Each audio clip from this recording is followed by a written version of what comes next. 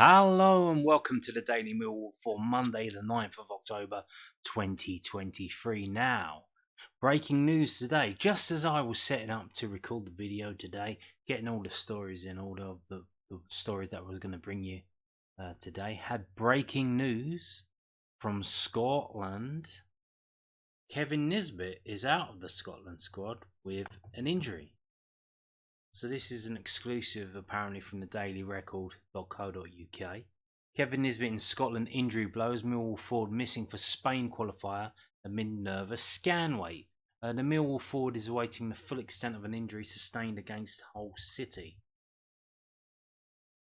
Kevin Nisbet has joined Ryan Jack in missing out on the Scotland squad for the Euro 2024 qualifier in Spain.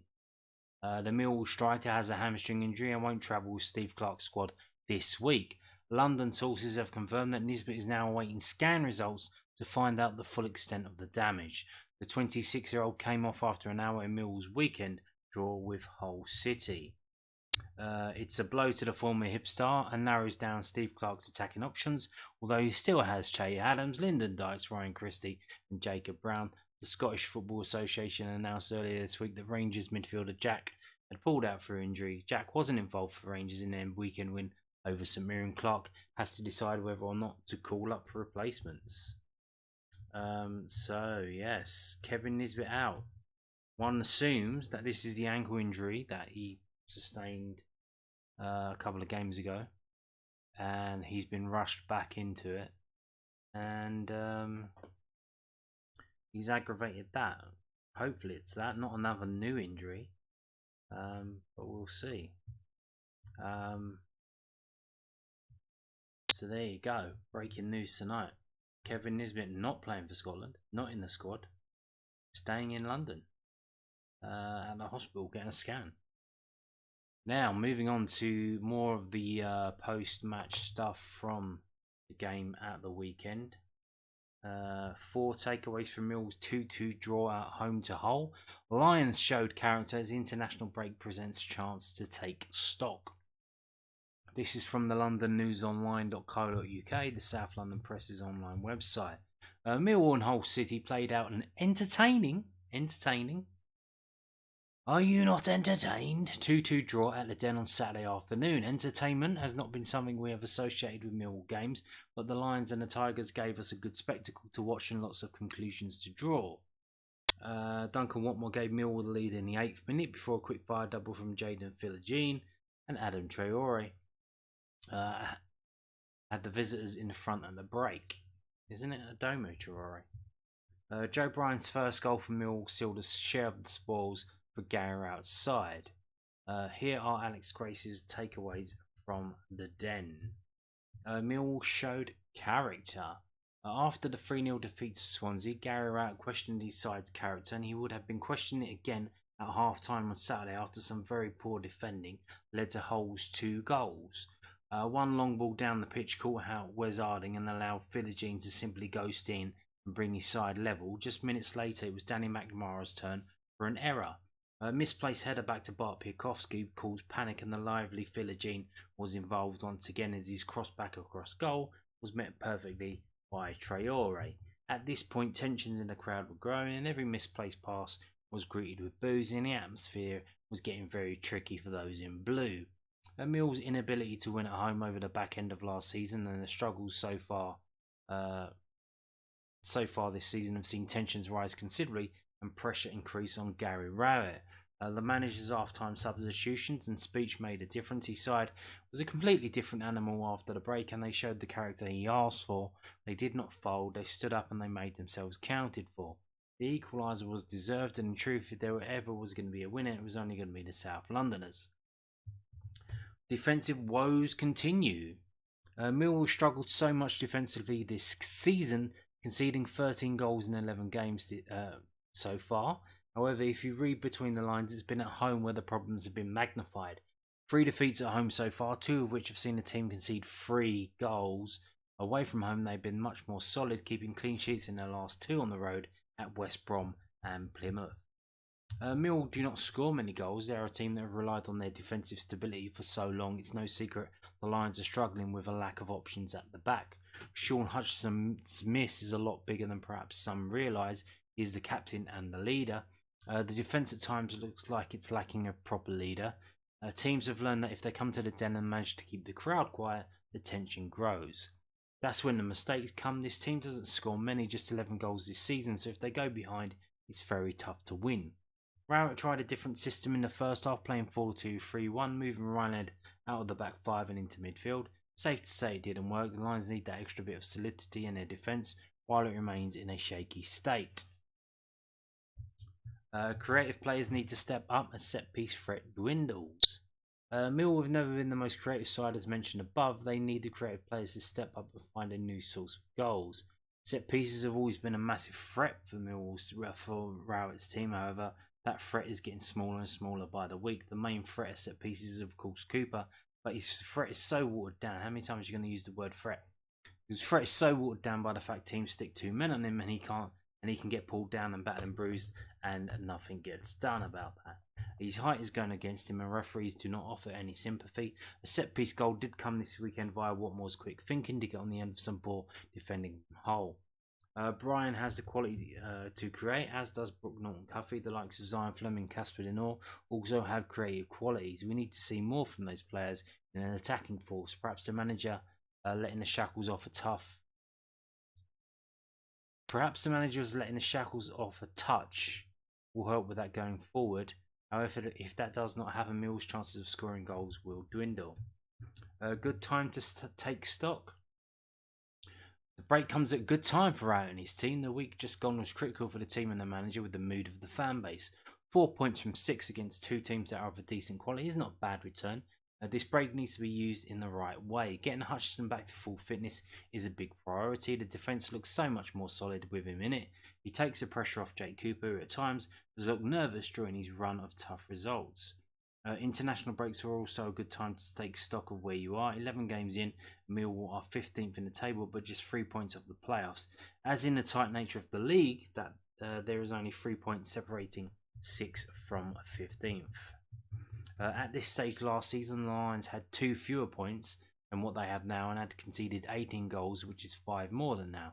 For all of the despair, when you look at the facts, things are not as dire as they perhaps might look or seem going into the second break of the campaign. The first game after the recess is away to Preston, a good result there, and things suddenly start to look rather different. Okay. Moving on now to more post-match comments from the manager. This is from southwarknews.co.uk. He has Premier League quality. Gary Rowett's praise for Millwall staff, the impressive performance against Hull. The Lions took the lead and then had to come from behind against the energetic Tigers. Loads of typos in these stories. I wish they would take their time and get it right, or at least go over it and check it. Gary Rowett has praised Joe Bryan for his starring role in Millwall's 2-2 draw with Hull City. The fullback scored the equaliser in the second half to help his side to a point after Liam Rossini's side threatened to pull away in the first half. Bryan also sent in a free kick that led to Duncan Watmore's opener before Jaden Philogene and Adamo Traore put the visitors ahead. The 30-year-old thrived both in a fullback spot and in the wing-back role during the game and hit a wonderfully skillful goal as he evaded the Hull defenders before steering the ball into the bottom corner. Reflecting on that moment that earned Millwall draw, Rowett said, "It's a lovely finish as he shapes to shoot and he actually just chops it inside the defender and I think he just fakes and opens up a bit of the space past the defender. And I think the first bit was really, really nice composure and the finish was one to watch as well with power and accuracy. He's a really good player, Joe. We know he has Premier League athleticism. He has Premier League quality and certainly I think that wing-back position really suits his style of play and his ability to go and get forward." Rowett also discussed the moment right at the end of the match when substitutes Romain Esse and Ademo Maku almost snatched the game in stoppage time. Excellent footwork by Esse brought him some space before he slid the ball to Maku, who let rip from just inside the box, sending the ball well over the bar. The Lions boss said, "I don't think it's a glaring miss, is it? I think it's just an opportunity where maybe a player with the finishing quality that he shows every day in training, maybe he just makes a split decision to hit it too early. Maybe his decision would be better to take a touch or another touch, or maybe open up space. But look, it's the life of a striker. He's a young player, and I thought him and Rom coming on showed some lovely touches. After the game, Yamaku tweeted, "Deserve more from that game today. Should be putting those ones away. Top support as always. See you all after the break." Indeed. Moving on to this from the South London Press, londonnewsonline.co.uk. Mill boss explains what he means by pretty damaging reference in post-match press conference. Gary Rowett was far happier with the second half performances Millwall players put in to come back and secure a point against Hull City at the Den on Saturday than the manner in which they played the opening 45 minutes. The Lions' form at home this season has been decidedly mixed, with 7 points collected from 6 matches. It needed a fine strike by Gary Rowett to prevent the South Londoners slipping to successive championship losses on their own patch, as they drew 2-2 to make it 4 points, banked from the last 2 matches before the international break. Rowett made a shape and personnel change at the break against Hull City, ditching a back four to go to a wing-back system. Yamaku had the chance to score a late winner for the Lions, but was smashed over after being played into the box by Romain Esse. Millwall went into the contest having lost 5 of their previous 7 home league games, winning 2, and had conceded 12 goals during that time, as many as in their prior 16 such games, where they won 8, drew 6 and lost 2. Rowett talked post-game about how losing to Hull would have been pretty damaging. Asked what he meant by that comment, he said, "I've been here 4 years, and if you go and lose another home game, that's your job, to win games of football. I don't like losing football matches. I'm sure the players don't and the fans don't. I mean, more damaging than it would have been another home defeat. What happens then is the pressure starts to build on those home games. I'm only bothered about the players' performance. I'm not bothered about myself or anything other than that.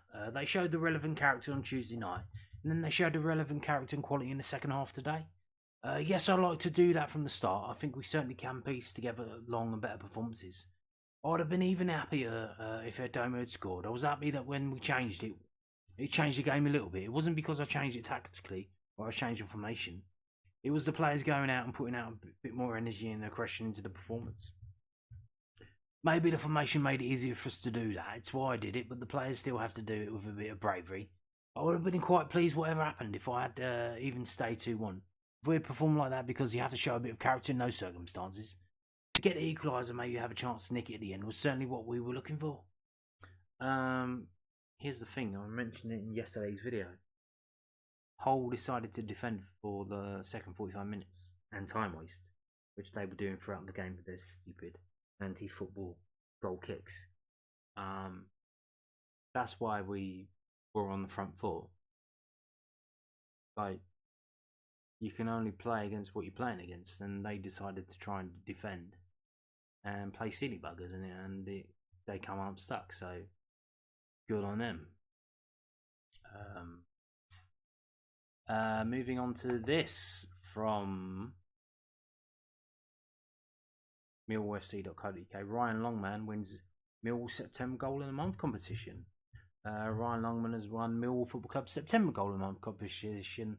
The Loney striking a 3-0 win over Rotherham United on 20th September took 73% of the votes. See enough competition from Melissa Jones, Jack Howland and Abdul Malik to take the crown. And you can check it out there. So there you go. Also, the Loan Watch, obviously being a Monday, we've got the Loan Watch. I mentioned this the other day. It's only just occurred to me. So obviously Bromley and Wealdstone have been drawn against each other, but Millwall need to give permission to the players to play in that game, to play in the FA Cup, so they don't get cup tied. And it looks like they've given permission, and that will be happening. So this is from millfc.co.uk, the club's official website. Millwall loanees to meet in Emirates FA Cup showdown. Chinockley will meet Carl Smith and Abdul Malik this weekend as Bromley and Wealdstone battle for a place in the first round proper of the 23-24 Emirates FA Cup. The Ravens have been drawn at home to the Vanarama National League side, with all three given permission by Millwall to play in this prestigious competition. So there you go. They are going to be, well, they're going to be in the squads, God willing, if they're not injured and stuff. So there you go. Bromley headed into the meeting on the back of a hard-fought 2-2 draw at York City last weekend, in which Josh Paisley's equaliser 5 minutes into stoppage time earned them a valuable point, and was obviously Chinockley playing in that game. Wilstein, meanwhile, were defeated 1-0 at Kidderminster Arias, with Abdul Malik an unused substitute. Smith played the full match. Elsewhere, Alex Mitchell came back. He was in the Lincoln City side, but could not prevent him slipping to a 2-0 loss at Peterborough United, whilst Joe Wright was an unused sub in Salford City's 4-2 home win against Crewe Alexandra. Nana Boateng continued his recovery from a metatarsal injury as Woking were beaten 2-0 by Southend. And here are the games. Obviously, we've got that FA Cup game on Saturday, Bromley Wealdstone. And there's a couple of games midweek. We've got Lincoln playing at home against Wolves under 21s in the EFL Trophy. We've got Salford against Stockport, so maybe Joe Wright might get a start in that game. And it looks like Nana Boateng's still injured for Woking's trip to Hempstead Town. So there you go. Moving on and finishing with this from the official site as well. Knitted or crocheted, a poppy badge is wanted for Millwall's remembrance fixture. So in just over a month's time, under a month's time, Millwall Football Club's annual remembrance fixture will take place on Saturday the 4th of November. Southampton visit the Den. Ahead of the match, preparation for the poppy appeal and remembrance service is underway, with Lions fan Mel Bingham, who oversees the fundraising each and every year, asking fellow supporters for their help. Mel is hoping that Lions fans can use their skills to create knitted and or crocheted poppy badges that can be sold at the event to raise extra funds for the Royal British Legion. There is no set pattern to be followed, other than that it should be based on the traditional poppy if possible. They will also have a safety pin sewn into the back so that they can come as a complete brooch or badge ready to sell. Should anyone need wool or safety pins, please contact Mel on the email address below. The finished articles can be dropped at the Lions Food Hub or Millwall Sports Club store on match days, or sent to Billy Taylor at Millwall Football Club address as normal, and the email is mbmillwallpoppyappeal@yahoo.com. So a bit of a weird one. I don't know why they don't just, I guess because they're trying something new, why they don't just order them in like they did before and sell them.